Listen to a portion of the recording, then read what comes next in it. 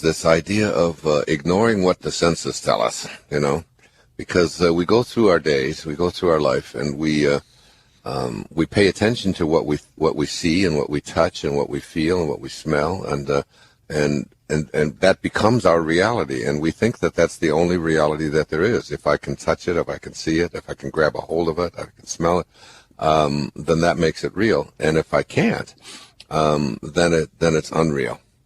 And what this is really about is understanding the power of our imagination, so that when we put an I am, let's just say you've got you've got a cold or you've got a flu or something like that, and if you're putting into your imagination, I am well, I am perfect health, I am well, but you watch your nose and it sneezes and it's running, and you got a fever, and you're tired and all of that. The concept of being able to say I am well and living from that place in your imagination, it's so foreign to us, because we're just so convinced that what our senses tell us is the only reality that there is. And what this is really all about is being able to live from the end and put it into your imagination, and regardless of what your senses tell you, regardless of what it says on the internet, regardless of what information people are sending to you, regardless of what it says on TV or articles that you read or whatever it is, whatever I am you would like to have, including I am prosperous, I am abundant, and you look at your bank book and you say there's nothing in it, and and I've got bills, and how can I go around saying I am prosperous when these are all but it's being able to place into your imagination that I am realizing that the words I am really are the name of God, and to say I am prosperous rather than I will be, because to say I will be prosperous or I will be healthy means to say that I don't have that now, and I don't, and it's something that maybe will come in the future.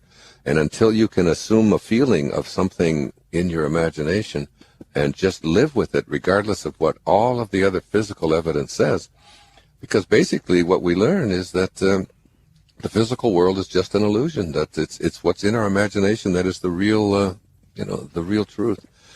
And that's just such a hard one for all of us, including me. It really is. Yeah, but I've been practicing it, and I've done it so many times in my life.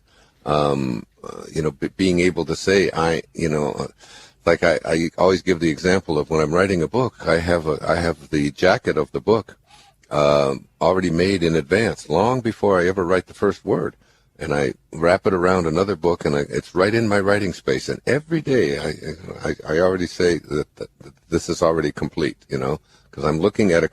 So all I have to do now is just allow it to all flow through me, and that's getting into that place of allowing and beginning to forget about what the physical world is, what all of your past experience has told you, what your whole history has told you, letting go of all of that, and to be able to say, I am well, I am happy, I am content.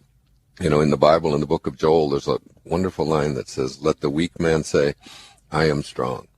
And being able to say it and feel it and know it, and then you begin to align with the universal force that brings it into being. So it's the power of our thoughts and the power of our imagination that I really want to have people begin to see what they can do with it. There are two kinds of attention, according to Neville: subjective attention and objective attention. Subjective attention is different from objective attention. You want to use subjective attention, not objective attention. Neville says there's an enormous difference between attention directed objectively and attention directed subjectively. And the capacity to change your future depends on the latter. Whatever you have placed into your imagination, you always go to your reality and call that which does not exist as if it did. I am, and I have a rule about it. It's don't complain and don't explain. You don't have to explain what you have placed into your imagination. It is totally yours. One of my great teachers in my life in my early doctoral years was Dr. Abraham Maslow. He said, become independent of the good opinion of other people. Trust yourself. subjective attentions, you, and only you, capital Y-O-U, are the subject that impacts the burning desire in your imagination. You are living and feeling as if your future dreams are a present fact. Arthur Egendorf, writing in Healings from the War, offers this advice that's pertinent to our efforts to rebalance our life and to live peacefully. Only together will we create a culture that supersedes the cycles of battle and retreat, not through our fear of war, but through mastering a superior way to live. The seed of this culture is the determination with individuals and then small groups and communities to devote our lives to the greatest vision of all time, not to wait for a savior one day to deliver us, not to wait for a government to pass truly just laws, not to wait for a revolution to right the wrongs of a cruel world, and not to mount a crusade to overpower some distant source of evil beyond ourselves. Each of us, singly, and with all the others, is answerable for creating joy through the way our lives unfold here and now. And once this purpose becomes primary, we can turn to the endless job of bringing well-being to others, justice and integrity to our government, and instituting constructive programs for change here and elsewhere. When inspired in this way, we don't have to wait for the final outcome before we're nourished. There is no finer way to live or die. The words that speak loudest to me in this sagacious observation are, each of us, singly and with all the others, is answerable for creating joy through the way our lives unfold here and now, unquote. I suggest that the number one thing you can do singly to create joy is remove hate from your inner consciousness. This may be surprising, but please let it sink in. Those who hate war are just as responsible for the presence of war as those who hate their assigned enemies and fight to kill them. Those who hate crime are part of the crime problem. Those who hate cancer make cancer a foe and become part of the cancer problem. Like everything else in this program, the secret to rebalancing life is not necessarily to change your behavior as much as it is to realign yourself and create a culture that supersedes the cycles of battle and retreat. Whenever we use force to resolve our disputes, we instantly create a counterforce. This is largely responsible for the never-ending cycles of war that have defined human history. Force, counterforce, more force, and the battles go on, generation after generation. This is true within you as well. A thought of hate creates a thought of revenge, and then more hateful thoughts in response. And the real problem is that these thoughts of hatred and revenge begin to define your existence. They become your point of attraction. Your initial desire to live peacefully in a world that the media reports has gone berserk is a spiritually balanced desire. In order to materialize your desire, you must extend thoughts that match the energy of that desire. Thoughts of hate will not blossom into your desired peacefulness, and the reason has been repeated throughout this program. You attract more and more of that which you desire to eradicate. Breaking the cycle. You can detach yourself from thoughts of hatred, despite the news from a media driven by a profit mentality. The more you buy into hatred, the more those who sell the messages benefit. But you can decide that you'll be an instrument of joy. So how does an instrument of joy react to a cacophony of loud, disturbing news? If you're in balance, you're most likely able to assess the place of love and peace that you are. You remember your mission and your desire to be in balance and peaceful by asserting that even though millions of others elect to be in hatred, this is simply not your calling. You didn't decide to incarnate into a world where everyone has the same vision. Your thoughts turn to, I'm a divine creation. I choose to stay connected to this divinity in all of my thoughts and in all of my actions. Then, what do you do when you hear about people blown up by terrorists or any other actions that are decidedly non-peaceful? Here's what I remind myself to think and say. I want to feel good. I didn't sign up for war or warlike thoughts. I'm an instrument of peace, and I send peaceful, loving thoughts to those people and places in the world who seem to need it so desperately. I refuse to collaborate with the energy of hatred anywhere, anytime.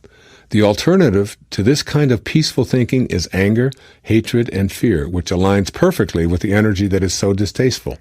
And your immediate reaction is then to seek revenge. A counterforce is established, and you're aligned with the same energy of hate that caused you to feel less than peaceful. What if, In response to suicide bombers, we tended the injured and grieved the dead, but didn't publicize the tragedy with news reports. What if no one reported the consequences of this kind of violence? No news reports, no film. What if we chose to respect the pain of the relatives and survivors by not commercializing pictures of their grief? What if this kind of thinking surfaced when these acts of hatred took place? The people who perpetrate these incidents are acting out of their own thoughts of hatred, hoping that others will respond in kind, and that hatred will continue unabated. But if it was no longer news, if no one gave them attention, their acts would necessarily have to come to a halt. You, personally, can be one of those people who stubbornly refuses to add low-energy thoughts to the hate you observe. By doing so, you can contribute to the demise of hatred. You can act singly to create more joy by steadfastly refusing to be hateful in any of your thoughts. You break the cycle of violence in the world not by hating violence, but by being your own instrument of peace. Something specific that you can do with this, because when you're lying there in your bed debating whether to get up, or when you're going through all of the troubles and all of the difficulties and all of the things that aren't working, when you're putting your attention on what you don't want and you can't stop it, and your mind is just this jumble of constant thoughts coming in and coming out. Can you identify with that? It goes on. Almost everybody, every patient I've ever worked with has this kind of thing. There is a way. There is a way. Close your eyes and just right across the screen, write the word God. G-O-D. God. The instant that you find yourself putting your attention on what you don't want or what doesn't work or what you don't like, the moment that you do that, God. And then take the G out, move it over to the left. And then take the D out and move it over to the right. And now what you have left is 0. The only number that can't be divided. The only representation of what your return trip is about. You're going back to 0.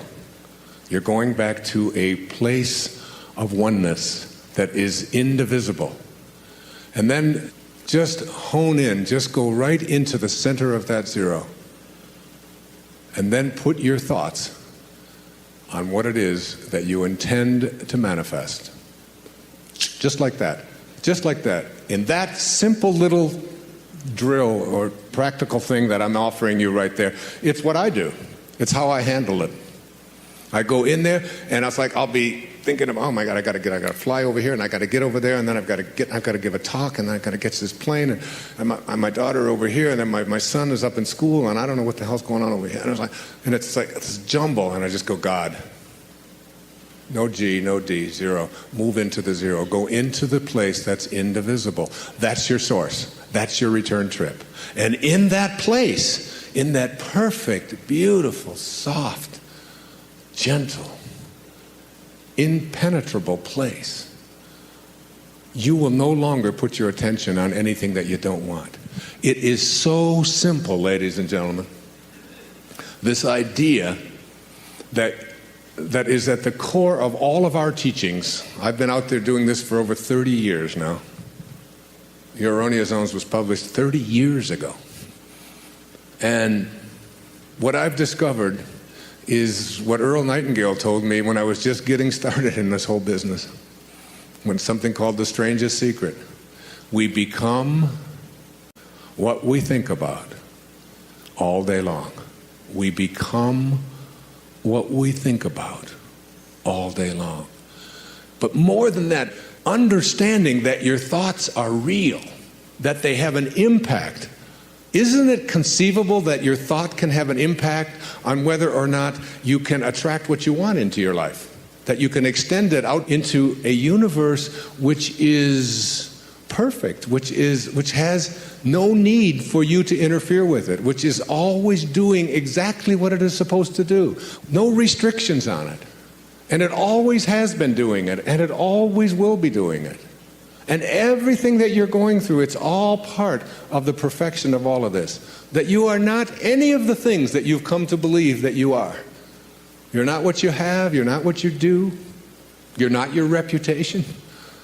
You spend a whole lifetime working on understanding that. I'm looking at the things that we believed in the morning of our life. What we were taught, what we were told when we came into this world, what you were told was important for you to do. It's important for you to go to school. It's important for you to get good grades. We throw this stuff at our children. We throw it at ourselves. It's important for you to look a certain way. It's important for you to make the team. It's important for you to defeat somebody else. It's important for you to make a lot of money, to advance in your profession. It's important for you to be a good daughter, to be a good mother, to take care of your family. It's important for you to have goals. It's important for you to figure out what other people are doing and get there ahead of them so that they don't get ahead of you. It's important for you to win. I'm just scratching at the surface here of all of these things that we've been conditioned and told, this is what you're here for, this is what it's about, and you bought into it. You just hook, line, and sinker. We took it. We all did. I did too. We all did. And then you get to a point, and I just share with you this one observation from Jung. We cannot live the afternoon of life according to the program of life's morning. For what was great in the morning of your life, getting the grades, making the cheerleading team, being a good daughter, getting the gold star, saving your money, getting the job, whatever it is, what was great in the morning will be little at evening. And what in the morning was true, which is a big word here today, what in the morning was true will at evening have become a lie. When you are in rapport with that from which you were intended, when you are in a state of creativity, a state of kindness, a state of love, a state of beauty, a state of receptivity, a state of abundance, when you are in those states of consciousness, you have joined the field from which you originated, and intention and you have become synonymous. And anything that you put your attention on with that rapport has to materialize into the physical world. It has to. Because that's how everything is created. And any moment in your life in which you are in a state of anger, hatred, or fear, grief, or anything that is not what the field from which you originally came is like, is a moment in which what you want to attract into your life is impossible. You have a choice. You can either be right and live by your ego, or you can be kind. You can either be angry or you can be love. And at every moment, in 10 Secrets for Success, the 10th secret says, wisdom is avoiding every thought that weakens you. Back in the 18th century, there was a practice in the world called slavery going on. And there was a man named John Newton who was 22 years old, and he was a slave captain, ship captain. And he was bringing a load of human cargo from Senegal in West Africa to South Carolina, 125 human beings to be sold into slavery in this hideous and nefarious practice that was so widespread in the 18th and early 19th centuries in the world. And John Newton was in the midst of a storm, and he thought he was going to die and he was going to lose his life and the lives of all of the people on this cargo in the ship. And he took out an envelope, and on this envelope he wrote down the words to a song. He said, "I once was lost, and now I'm found. It's in a moment that we call an epiphany, a moment in which we reach something called siddhi consciousness, a satori, they call it in Japanese, a satori, which is an instant awakening. And he realized in that moment, as he was writing these words to this song down on the back of this envelope, that what he was doing was in violation of the universal mind from which he originated, that it was against the laws of the universe to treat any other human being or any other creatures of life. Now the storm passed, and he survived, but he looked on that piece of paper that he had written these words on, and he turned his ship around, and he went back to Africa, and he released the 125 people that he had in those holds, and he went back to England, and for the next 55 years, until his 77th birthday, he became the most ardent abolitionist in the world, speaking out against the evils of slavery.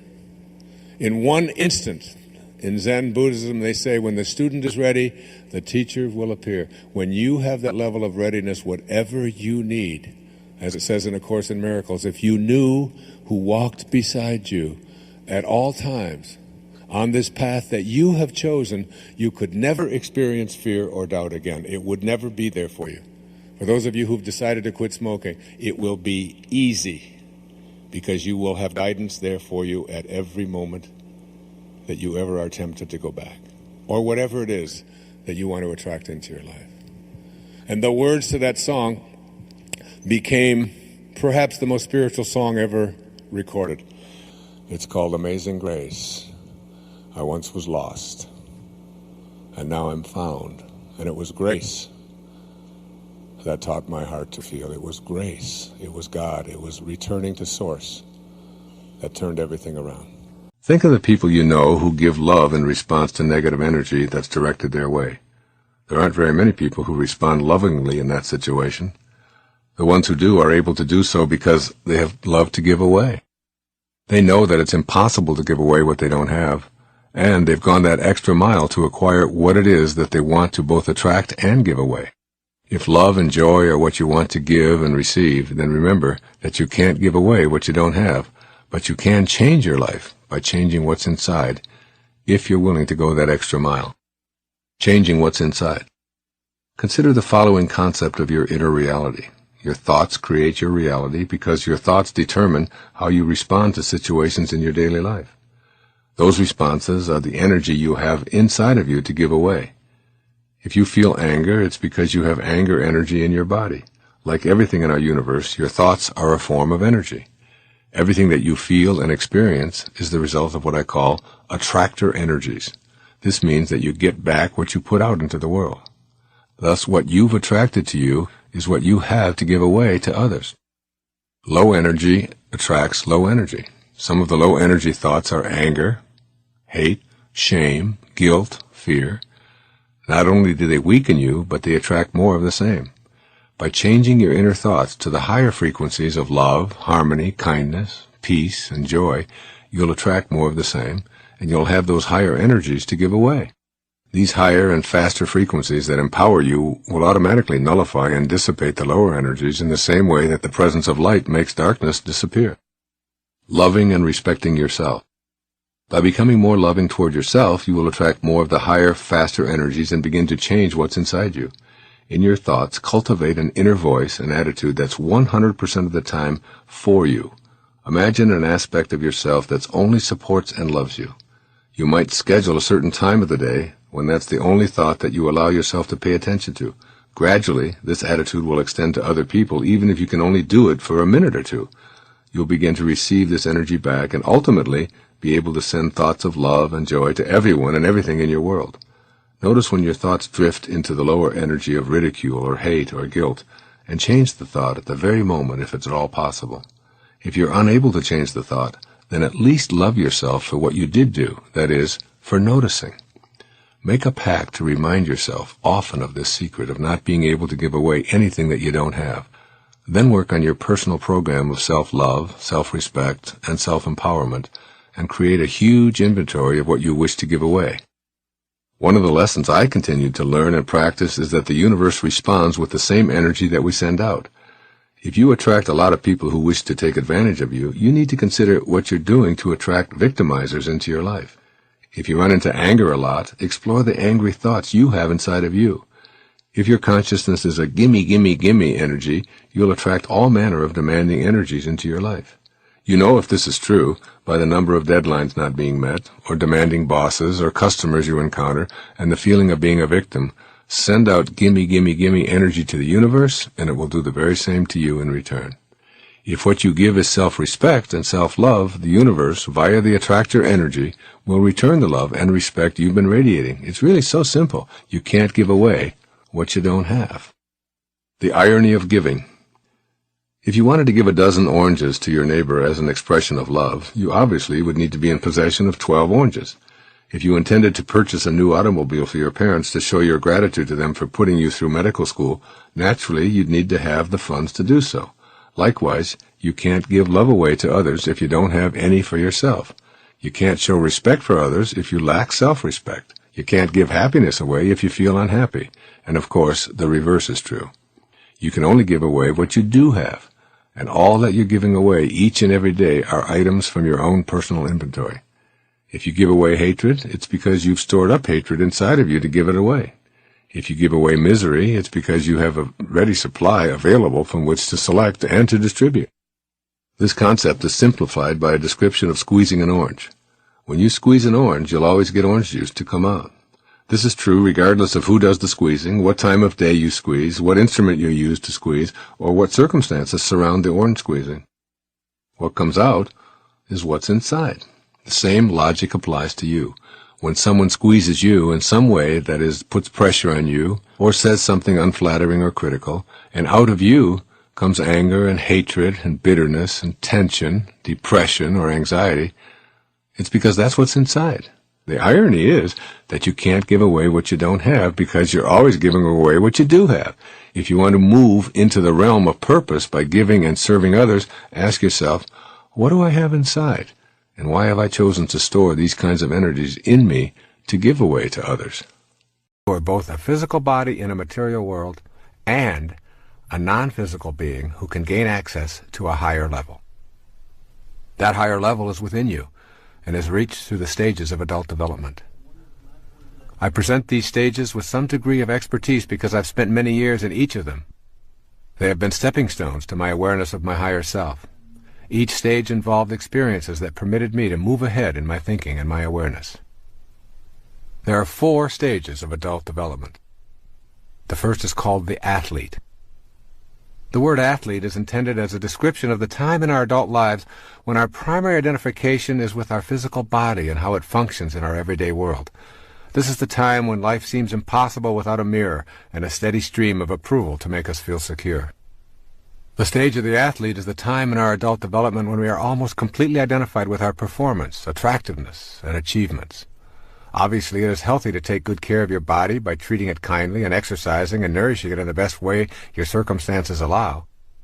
Having pride in your physical appearance and enjoying compliments does not mean you are body fixated. However, if your daily activities revolve around a predetermined standard of performance and appearance, you are in the stage that I am calling here the athlete. The second stage is identified by the word the warrior. When we leave the athlete stage behind, we generally enter the stage of the warrior. This is the time when the ego dominates our lives and we feel compelled to conquer the world to demonstrate our superiority. My definition of ego is the idea that we have of ourselves as important and separate from everyone else.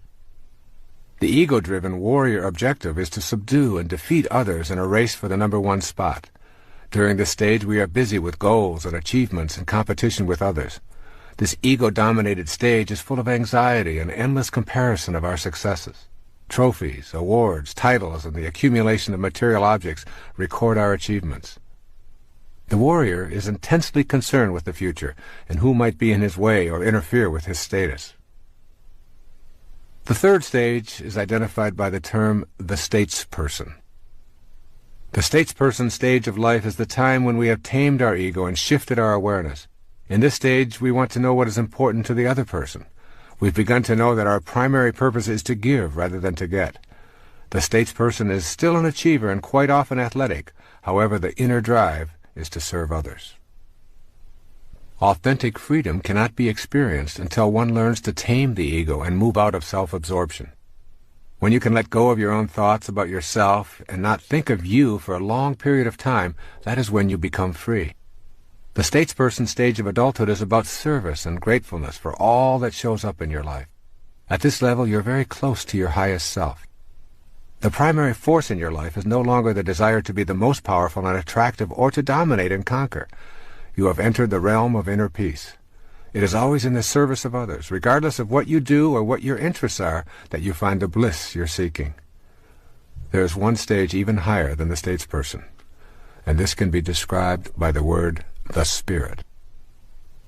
When you enter this highest stage of life, regardless of your age or position, you recognize your truest essence, the highest self. When you know your highest self, you're on the way to becoming a co-creator of your entire world, learning to manage the circumstances of your life and participating with assurance in the act of creation. You become literally a manifester.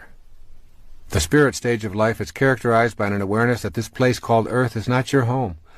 You know that you're not an athlete, a warrior, or even a statesperson, but that you are an infinite, limitless, immortal, universal, and eternal energy temporarily residing in a body. You know that nothing dies, and that everything is an energy that is constantly changing. This inner infinite energy is not just in you, it is in all things and all people who are alive now and have ever lived. You begin to know this intimately. When you reach this level, you're in the space I think of as being in this world, but not of this world. Most people think of the spiritual world as a future occurrence that they will know after death.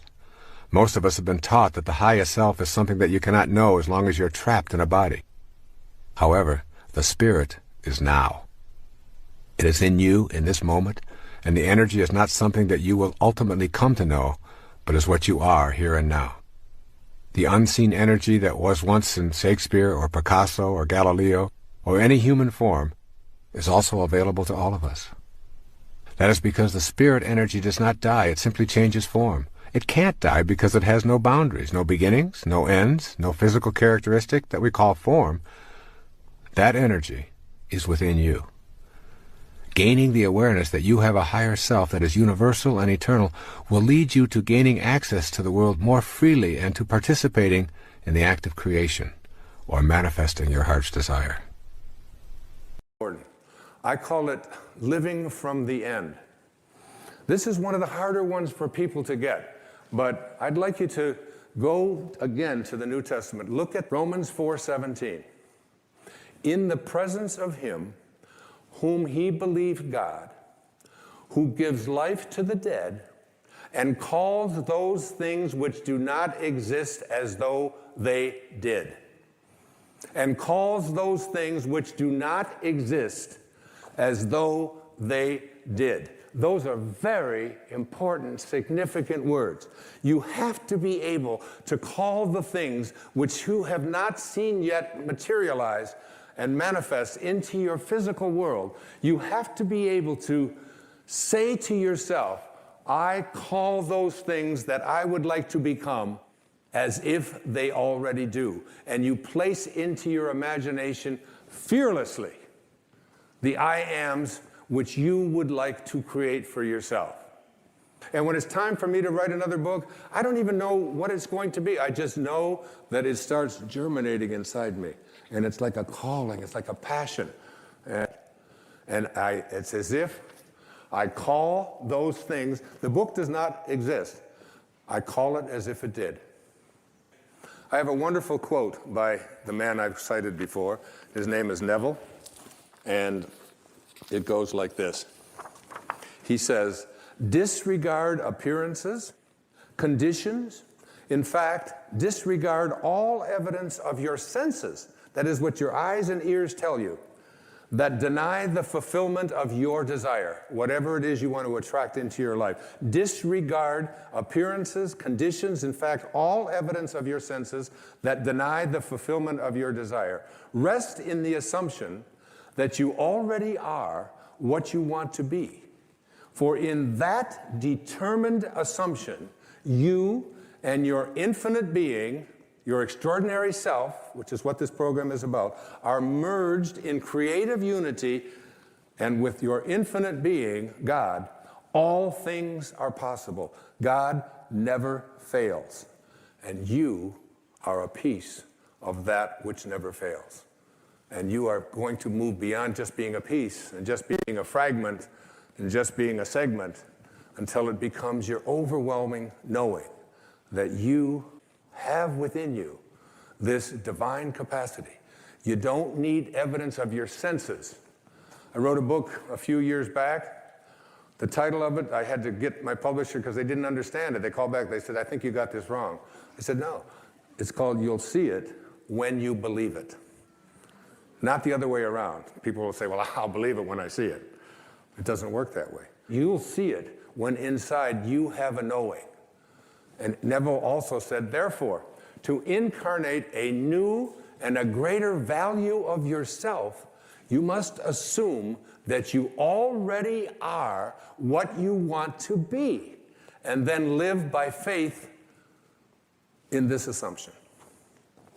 Now, this flies in the face of so much of what you've been told, because you have a tendency to believe that what your eyes and ears tell you is reality. But this is what we know by our senses. Just this little tiny fragment. I can't even get, it's like a millionth of a millimeter. And all that is unknown is in the invisible, in the imagination. And most of our attention is focused on, this is my beliefs and my disbeliefs about what is possible and what isn't possible are here. And it's an endless universe. So placing I ams into your imagination is one thing. It's an intellectual act. Living from the end means that you call the things which do not exist as if they did.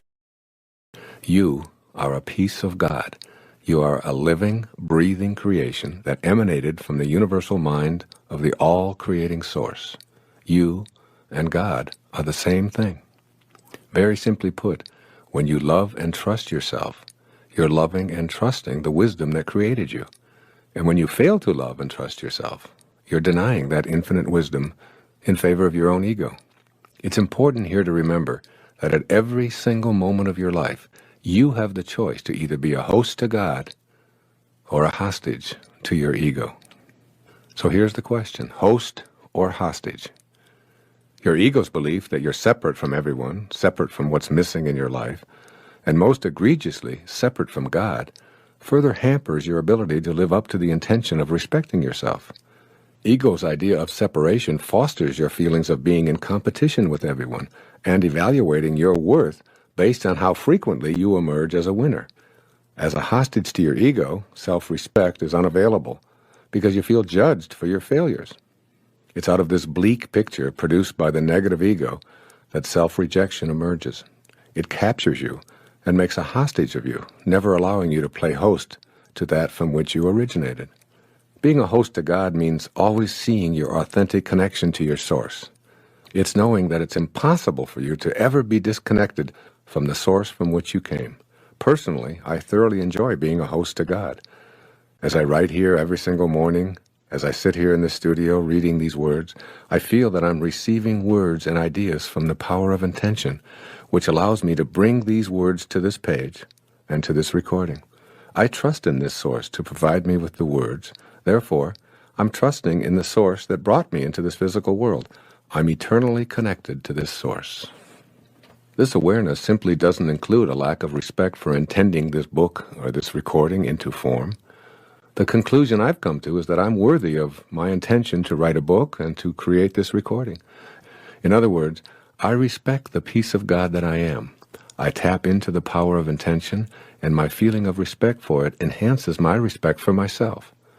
So by loving and respecting yourself, you're hosting God and inviting the energy of creation to your consciousness, to your daily life, as you connect to the power of intention. Let's look at the energy of intention and your self-respect. If you don't believe that you're worthy of fulfilling your intentions for health, wealth, or loving relationships, then you're creating an obstacle that will inhibit the flow of creative energy into your daily life. Recall that everything in the universe is energy, which moves at various frequencies. The higher the frequency, the closer you are to spiritual energy. In the lower frequencies, you find shortages and problems. Intention itself is a unified energy field which intends everything into existence. This field is home to the laws of nature and is the inner domain of every human being. This is the field of all possibilities, and it's yours, just by virtue of your existence. Having a belief system that denies your connection to intention is the only way you're unable to access the power of intention from the infinite field. If you're convinced that you're unworthy of enjoying the field of all possibilities, then you'll radiate this very kind of low energy.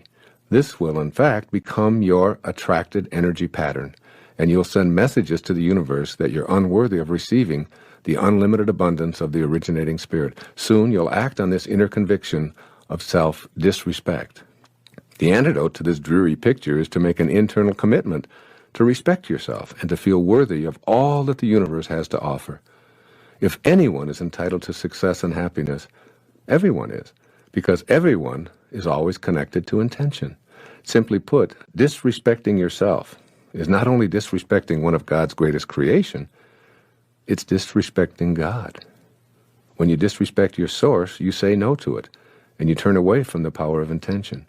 This stops the flow of energy that allows you to put your individual unbending intent into practice. All of the positive thinking in the world will do you absolutely no good if those thoughts don't emanate from respect for your connection to intention. The source of your thoughts must be celebrated and loved. And this means having the self-respect that's in harmony with the omniscient source of intelligence. What's the source of your thoughts? Your beingness. Your beingness is the place from which your thoughts and actions come. When you disrespect your being, you set into motion a chain reaction culminating in unfulfilled intentions. What you think of yourself is what you think of the world. How do you see the world you live in? What do you think people in general are really like? Do you believe that evil is triumphing over good? Is the world filled with egocentric, selfish people? Can the little guy ever get ahead? Are government entities and all their representatives corrupt and untrustworthy? Is life unfair? Is it impossible to get ahead if you don't have connections? When you have a gloomy picture of what the world looks like, you're unreceptive to the potential assistance that's there to help you with your own individual intentions. Why would others want to come to your aid when you view them as contemptible? Why would the universal force be attracted to that which repels it? How could a world that's so corrupt ever be of assistance to someone who has noble intentions? The answer to these questions are obvious.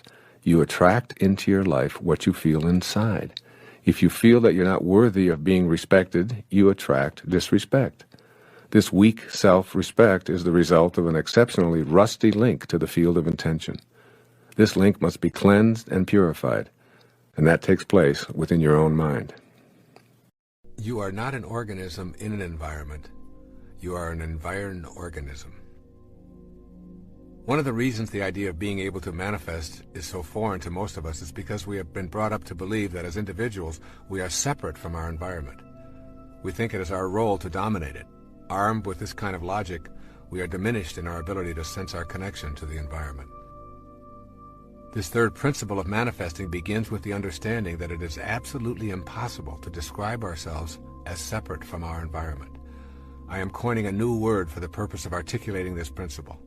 Consider yourself an environed organism. This word signifies that there is absolutely no difference between you and your environment. You are your environment, and even more significantly for the purposes of this tape, your environment is you. Try thinking of the external world, your environment, as your extended body. That is, you are not separate from the external world.